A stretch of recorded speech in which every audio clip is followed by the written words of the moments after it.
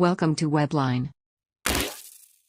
चू जोर जोर से हंसने लगता है। वो कहता है कि अब मैं तुम लोगों का सारा प्लान समझ गया। तो शुआंग शुआंग की माँ कहती है कि मेरी बेटी मर रही है और तुम्हें हंसने की पड़ी है। वो तो इतनी गुस्से में आ जाती है कि वो उसे बर्तन लेकर मारने के लिए जाती है। तो मिस्टर बाय उसे रोक देते हैं, पर वो बर्तन फेंक देती है। ये देखकर हुआन चू के बीच में आ जाती है। अब वो बर्तन तो सीधा दूसरी तरफ जाकर गिरता है। चू हुआन बच जाते हैं। चू की माँ कहती है कि ये सब क्या है। चू कहता है कि मुझे तो लगता था कि आपने अपनी बेटी को संस्कार ही नहीं दिए, पर अभी अभी मैंने जो देखा तो लगता है कि आपकी बेटी के अंदर आपके ही गुण आए हैं। ये सुनकर तो शुआंग शुआंग की माँ चू को गालियाँ देने लगती है। चू के डैड कहते हैं कि मिस्टर बाय, आप अपनी वाइफ को यहाँ से लेकर जाइए, वरना बहुत ही बड़ा पंगा हो जाएगा। यह सुनकर चीफ बाय उसकी वाइफ को लेकर जाने लगते हैं, पर जाते टाइम भी वो चू को गालियाँ दे दी जाती है। उन दोनों के जाने के बाद चू की माँ कहती है कि पता नहीं कैसे लोग थे, मैं तो अपनी बेटी की शादी उस कमीनी लड़की से बिल्कुल भी नहीं कराऊंगी। तो चू के डैड कहते हैं कि अब हमें घर जाना चाहिए। हुआन कहती है कि आंटी अंकल आप जरा ध्यान से जाइएगा, क्योंकि बाहर लोग खड़े होंगे। उन दोनों के जाने के बाद चू काफ़ी परेशान हो जाता है। चू ने पहले से ही तांग को इस बारे में इन्वेस्टिगेशन करवाने के लिए लगवा दिया था। अगले दिन हम देखते हैं कि हुआन जाती है पुलिस स्टेशन, क्योंकि उसे कॉल आया था। वहाँ पर तांग भी था। तांग को उस सीसीटीवी फुटेज की पूरी वीडियो मिली थी। तो पुलिस वाले कहते हैं कि जल्दी से हम इसे वायरल कर देते हैं, ताकि ये मामला यहीं पर ही शांत हो जाए। यहाँ हॉस्पिटल में नर्स उसी वीडियो को देख रही थी एंड उस वीडियो में बताया जा रहा था कि चू जब शुआंग शुआंग के करीब आया तो शुआंग शुआंग अपने कपड़े उतारने लगी।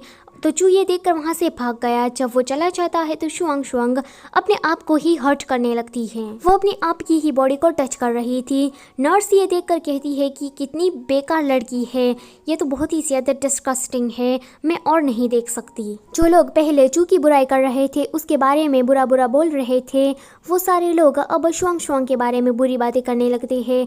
हुआन आकर चू को ये खुशखबरी सुना देती है तो चू भी खुश हो जाता है। ये लोग तो पार्टी की तैयारियां करने लगते हैं। अगले दिन चू के घर पर पार्टी चल रही थी। मूचेन अपनी बेटी न्यू न्यू के साथ वहां पर आया था। न्यू न्यू जाओ नाम की एक नर्स से टकरा जाती है। जाओ नाम की नर्स जो कि हुआन की बेस्ट फ्रेंड है। मूचिन उसे कहता है कि सॉरी। तो वो कहती है कि क्या ये तुम्हारी लड़की है? तो वो कहता है कि हाँ, ये मेरी बेटी है। तो जाओ कहती है कि तुम तो काफ़ी जवान लगते हो, पर फिर भी तुम्हारी बेटी है। तो मूचिन उसे कहता है कि मैंने कम उम्र में ही शादी कर ली थी एंड मेरा अब डाइवोर्स भी हो गया है। तो ये सुनकर वो कहती है कि तुम्हारे लिए तो सच में ये टफ होगा एक बच्चे को संभालना। वो दोनों इसी टॉपिक पर बात कर रहे होते हैं। हुआन उसे दूर से देखकर कहती है कि चू, इन दोनों की केमिस्ट्री तो आगे चलकर जमने वाली है। तो चू कहता है कि हाँ, तुमने ठीक कहा।